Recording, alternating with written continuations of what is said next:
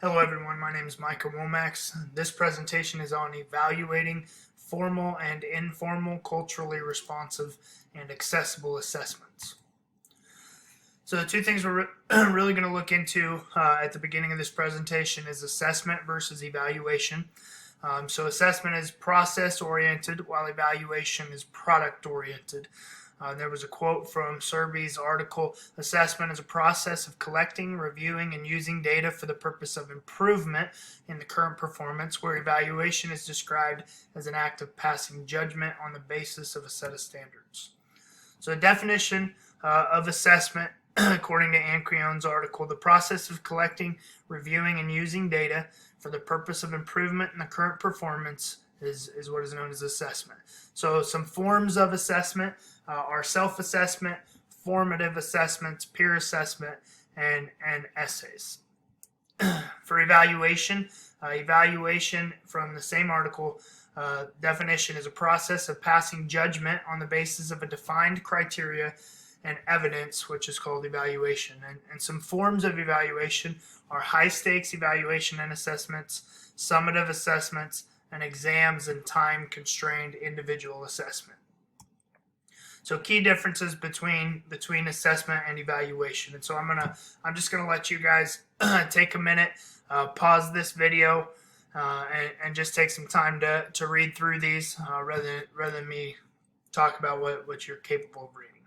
So go ahead and pause it now.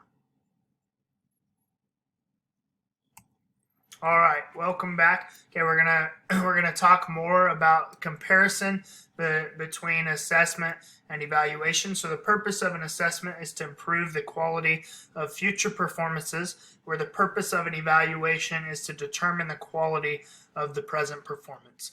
Okay, and so the main idea here between assessment and evaluation in the education field, we think of assessment as the test at the end of the chapter, where that's not really what an assessment is. Assessment is an opportunity for growth, where an evaluation is where we actually say, this is what you have done. An evaluation would be something that is for a high stakes grade, where an assessment is literally us assessing where a student or a teacher is currently and working towards improvement with them. So an assessment, even the person being assessed requests that on their own, where an evaluation comes from a client. This is obviously a business model. So in our term, the assessee would be a student. An evaluation, the client requested, that would be something the teacher does or administration. Just a continuation of the same table. When can feedback occur for assessment? That's really should be constant, especially from a classroom setting.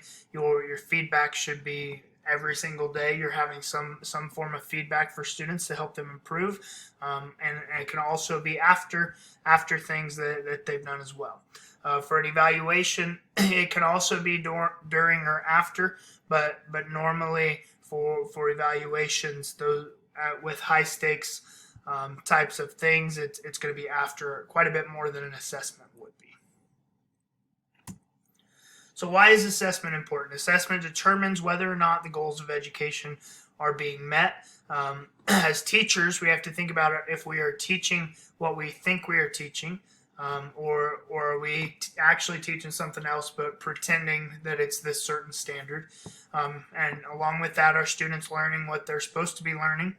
And is there a way for us to promote learning and be able to improve the way that we teach?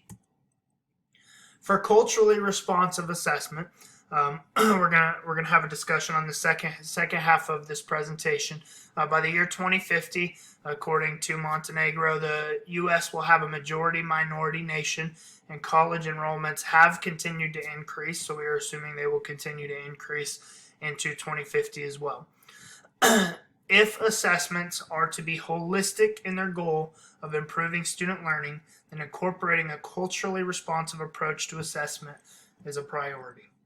And this is my favorite quote from the article that Gibson had. The quote is by Gloria Ladson Billings. "All instruction is culturally responsive. The question is, to which culture is it currently oriented? And many times in the education class, whether it's in the classroom or administrator to teacher, we have a habit of seeing things one way. This happens outside of education as well, but we put on our own cultural worldview lens, and we only see things from our perspective. But we're not tasked with teaching people that look and act and grown up and are around a culture that is the same as what I have. We're tasked with teaching students, and students are different. Students from the same race are different. Students from the same gender are different. We have to meet students where their own personal culture is to be able to give them the best possible opportunities. And remember, culturally responsive assessment, we're not necessarily simply talking about what we would consider a test. Really, for assessment, it's how are we looking at whether students are being successful and improving with a certain skill or hitting certain standards. Are we holding everybody has to reach this specific line, or are we really working for improvement of oneself? Making an assessment culturally relevant in diverse contexts means allowing students to draw connections between their learning and their direct daily experiences with the world, and treating those experiences as an asset in the classroom. And many times unknowingly, we as teachers and administrators can actually suppress the desire to learn in students by not taking their culture and their worldview into account. And that doesn't necessarily mean that that we have to sit down and have individual meetings before every class with every single student to be able to make sure that we figure out how to do this the exact way that's going to fit for each and every student.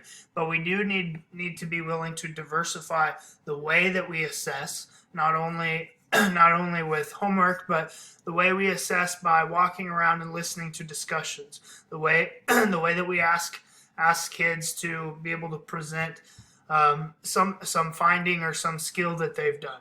It's our job to be able to bring relevance of all cultures in our classroom, to get to know our students as individuals, but to be able to teach to a diverse classroom all at the same time. And that really comes from building relationships with your kids and honestly getting to know them and getting to know about their culture. Another part of assessing students is assessing student well-being. In Schleicher's article, he says schools are not just places where students acquire academic skills. They also help students become more resilient in the face of adversity, feel more connected with the people around them, and aim higher in their aspirations for their future. With student well-being, so some things that we really have to take into account. Student well-being can be at its highest when they have positive relationships inside and outside the school. We work on behavior management and bringing kids into belonging in our setting. Student perception of testing. Some students take tests and do very well because they're good test takers. Some students have high level of anxiety, even if they have actually mastered skills and standards. Negative teacher-student relationships definitely has a negative impact on student well-being. Students should feel included and cared for by their teachers. We want there to be parental involvement and life satisfaction for student well-being, but many times we have students that don't live with parents, or they only live with one parent, and we still need to be able to allow those students to be happy and healthy and good learners. Some challenges to being able to measure student well-being. Mental, socio-emotional, and psychological health and wellness. That's what we're talking about when we say student well-being. One quote from Kemp's article he said was, "There can be role confusion with teachers being asked to act as mental health professionals. This can underserve students and is outside the legal and contractually obligated scope of teacher work." And so many times as teachers, we are asked to work as mental health professionals with students. We need to be able to view kids differently.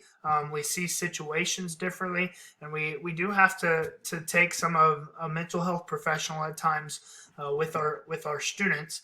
And he talks about in the article that it's very difficult to measure those things exactly as a curriculum, and it's difficult to ask untrained teachers to be able to do those things. So he discussed how important it is for teachers to be trained if we are going to add student well-being as a measure to the curriculum. Overall, assessment drives student learning. That was from Anquion's article. That makes sense. Again, we're not talking necessarily about tests. We're talking about assessing student learning, being able to see where students are right now, where we need them to be. More critical thinking is needed for both student learning and student well-being. With both of those things, if we don't ask students to be problem solvers, critical thinkers, be able to figure things out that that they necessarily have not had the opportunity to do before, that's going to be a negative reflection of both student learning and their well-being as well. Effective teaching can take place when there's reflective practice. So as teachers, we need to constantly be reflecting on what we have done. What does it look like is in specific classrooms is dependent upon who you are as a teacher. You have to kind of own it yourself a little bit with what your reflective practice is. Some people like to journal. Some people take 10 minutes at the end of the day and they just sit down and kind of reflect on what they've done. Some people take notes on their computer or notes in their calendar, in their handbook. But it's very important. We can never improve if we don't take the things that we're good at and recognize them, and take the things that we didn't do as well at and work to change those as well.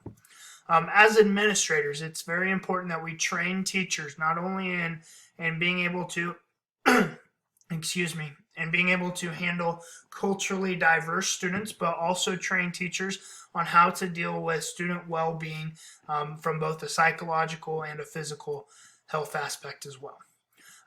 Last thing, are we teaching for ourselves or are we teaching for our students? When we think of culturally relevant assessment, it's very easy to go back and think about that quote that says that there's always cultural pieces to assessment. It's very easy to think about that and recognize how much of it that we just bring ourselves into, but we're not willing to actually open up and do what's best for our kids and get outside of our own comfort zone. And so it's very important to ask ourselves, are we teaching for ourselves or are we truly doing what is best for these kids, even if it's uncomfortable for me?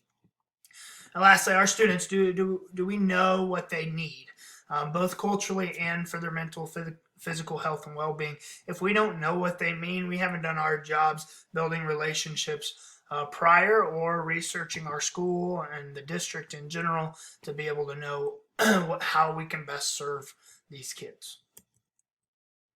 So here are my references.